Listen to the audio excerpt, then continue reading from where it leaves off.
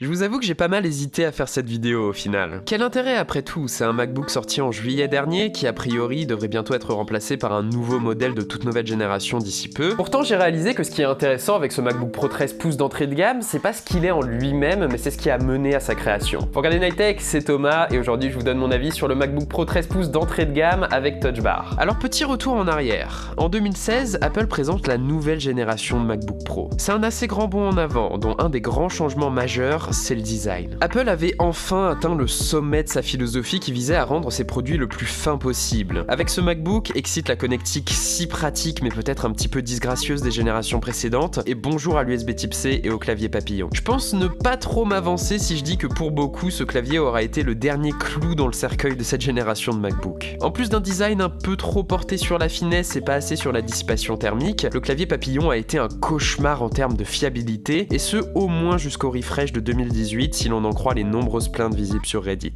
Je vous avoue que je suis assez mitigé quant à ce clavier. Est-ce que c'était vraiment pertinent de l'intégrer dans sa gamme professionnelle? Sur le MacBook Pro 13 pouces, pourquoi pas? C'est vrai qu'il vise une certaine compacité, mais sur le 15, ça a jamais vraiment eu de sens. En tout cas, sur cette probable dernière QV 2019, Apple semble enfin avoir corrigé sa copie. Le clavier papillon que j'exécrais jusque-là a subi de nouvelles modifications, chose vraiment bienvenue, à la fois en termes de fiabilité, mais aussi en matière d'ergonomie. Pour ce qui est de l'ergonomie, les touches sont particulièrement stables, ce qui est toujours bien. Elles offrent un feedback ferme et surtout un clic très satisfaisant au final, même si leur course faible risque de vous fatiguer au bout de 4-5 heures de travail un petit peu soutenu. Autre avantage de cette génération, le cliquetis un petit peu métallique des premières générations du clavier Butterfly est enfin maîtrisé et laisse sa place à des petits claquements plus agréables à l'oreille.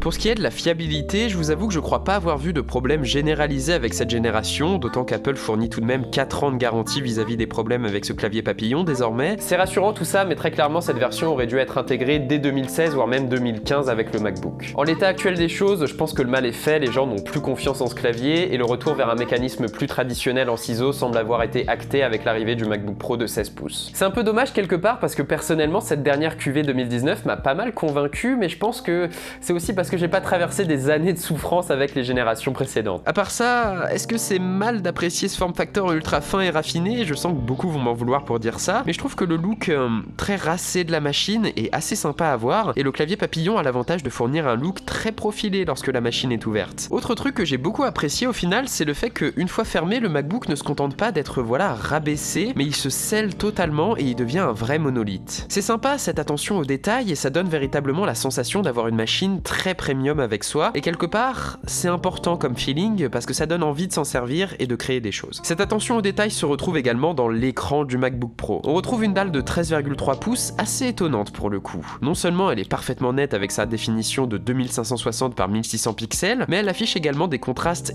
excellentissimes, une luminosité maximum presque désagréable tant elle est élevée, et des couleurs fidèles. Autre gros point positif, depuis 2018, les MacBook Pro bénéficient de la technologie True Tone, leur balance des blancs s'adapte donc aux conditions de luminosité ambiante. C'est très cool pour ce qui est d'une utilisation courante, mais ça m'arrive de le désactiver dès que je veux revoir des couleurs sur Photoshop. En tout cas, c'est très difficile de s'en passer au quotidien une fois qu'on y est habitué parce que c'est extrêmement agréable pour les yeux. Mention spéciale en plus, le MacBook utilise un format 16 dixième, toujours meilleur que le 16 neuvième pour travailler, mais je vous avoue que je reste un membre de la team écran 3,5 personnellement, petite préférence personnelle. Bon, l'un dans l'autre, cet écran est excellent, mais il m'a pas impressionné au final. Ce qu'il a fait, c'est les haut-parleurs du MacBook Pro. Situés de part et d'autre du clavier, ils sont puissants, précis et surtout ils disposent d'un petit peu de grave, ce qui est étonnant et super appréciable au final, vraiment. Parfait pour Netflix et même pour mettre un petit peu de musique de fond si vous voulez ambiancer une pause dans votre classe ou un truc comme ça. Attention toutefois, les haut-parleurs saturent un tout petit peu à plein volume, mais c'est vraiment pas méchant. En termes d'interaction, le MacBook Pro complémente son clavier du parfaitissime trackpad ultra typique de la gamme et des MacBooks en général. Il est toujours aussi incroyable et étonnant à utiliser avec son retour Force Touch, et il est parfaitement intégré à macOS avec beaucoup de gestes de navigation qui sont à la fois intuitifs et fluides. On retrouve également la très controversée Touch Bar qui fait un petit peu l'intérêt de ce modèle également. Alors honnêtement, pour ce qui est de la Touch Bar, je vous avoue que j'ai pas grand chose à en dire. Est-ce que ça change la vie? Non, absolument pas. Est-ce que c'est fun? Ouais, c'est très sympa à utiliser, vraiment, j'ai apprécié. Est-ce que c'est pratique? Un petit peu de temps en temps, honnêtement. L'un dans l'autre, pour mon usage qui est surtout créatif et étudiant, je dois dire que la Touch Bar ne m'a jamais posé de soucis, elle m'a un petit peu aidé dans Pages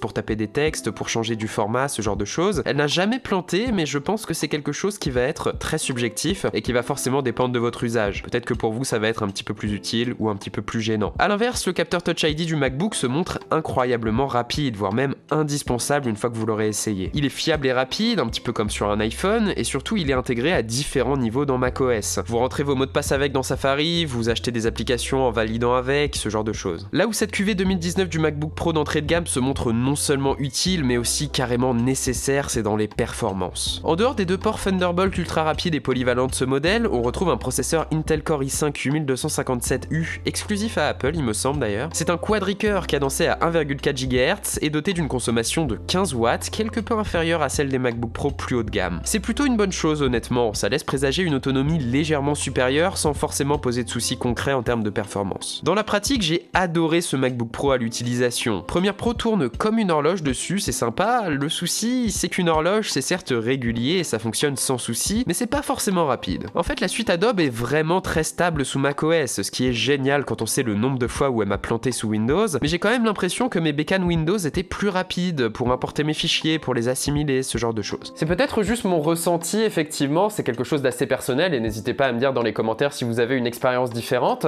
mais j'ai toujours l'impression qu'à matos équivalent, Windows va être plus rapide, mais macOS beaucoup plus stable. Je pense que ça s'explique aussi par le fait qu'Apple est très conservateur en matière de refroidissement, c'est très rare d'entendre les ventilateurs démarrer sur ce MacBook. Ça doit aussi expliquer la très bonne autonomie de la machine, étant donné qu'elle atteint facilement les 9 heures en surf web et prise de notes, ce qui est très pratique pour un étudiant comme moi. L'un dans l'autre, je pense que le passage du MacBook Pro 13 pouces vers des processeurs quadricœur en 2018 a été important. Pouvoir confortablement exporter une vidéo de 11-12 minutes avec color correction en un quart d'heure 20 minutes, c'est appréciable même si mon Surface Laptop faisait mieux. L'un dans l'autre, ce surplus de puissance a surtout fait que les modèles de 13 pouces sont véritablement devenus professionnels quelque part. Là où le MacBook est également appréciable, c'est toujours vrai, c'est en termes de sécurité. La puce de sécurité Apple T2 garantit une certaine tranquillité d'esprit vis-à-vis de l'intégrité du système, c'est quelque chose qui n'est pas à négliger, en plus de décharger le processeur de certaines tâches de gestion légères quotidiennes. C'est sympa honnêtement, et c'est vrai que c'est un petit raffinement qu'on retrouve que chez Apple. Et enfin, le dernier élément qui est crucial et qui fait que ce MacBook Pro a reçu une étonnante attention, c'est évidemment son tarif. 1500 € tarif public conseillé, mais plutôt 1350 via Amazon. C'est quelque chose qui est cher, honnêtement, mais pour un MacBook Pro de 13 pouces, c'est au final plutôt raisonnable, même si vous avez toujours les 128 Go de stockage de base. Depuis 2016 et jusqu'à très récemment, il faut se souvenir qu'il fallait débourser au moins 2000 € pour avoir accès à un MacBook Pro 13 pouces doté de la Touch Bar. Sinon, il fallait passer sur le MacBook Pro sans Touch Bar, qui certes était séduisant, mais avec pas mal de compromis, autant en termes de performance que de technologie intégrée. Au final, ce qui rend ce MacBook intéressant à mon sens, c'est que c'est l'aboutissement et peut-être même la réussite dans une certaine mesure de cette génération qui a été lancée en 2016. Elle a gommé la plupart des défauts de ses prédécesseurs, le tout en adoptant un tarif plus raisonnable, quoique toujours très cher, mais peut-être également plus cohérent. Le problème, c'est que ça a beau être un excellent MacBook, vous l'aurez compris, j'ai pas fait de critique particulière à son encontre, je pense que c'est peut-être juste pas suffisant pour redorer le blason de cette génération. Ça, ce sera la responsabilité du prochain MacBook Pro qui devrait adopter un écran plus grand et un nouveau clavier, ce genre de choses. Et puis, bah voilà les gens, écoutez, c'est à peu près tout ce que j'avais à vous dire sur le MacBook, ça m'a fait du bien de vous donner mon avis, même si c'est pas forcément une machine pertinente à tester, hein, ça fait des mois qu'elle est sortie. J'espère que ça vous aura plu, et puis si c'est le cas, vous savez quoi faire, le j'aime, le commentaire, l'abonnement et le partage, ça fait grandir notre toute petite chaîne, et c'est toujours aussi sympa de le voir. Et moi je vous dis à la prochaine les gars. Allez, salut!